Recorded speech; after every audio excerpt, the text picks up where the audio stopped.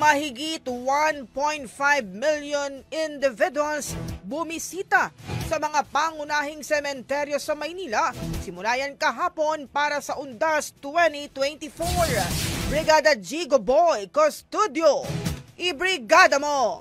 Brigada Live Report.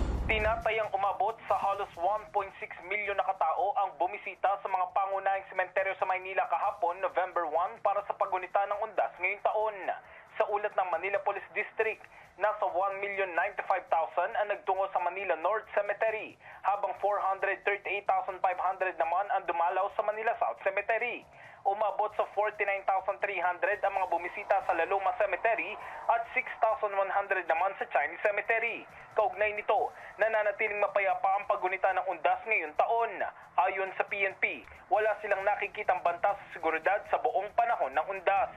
In the heart of changing lives, ito si Brigada Jigo Custodio ng 105.1 Brigada News of Manila, the Music News Authority.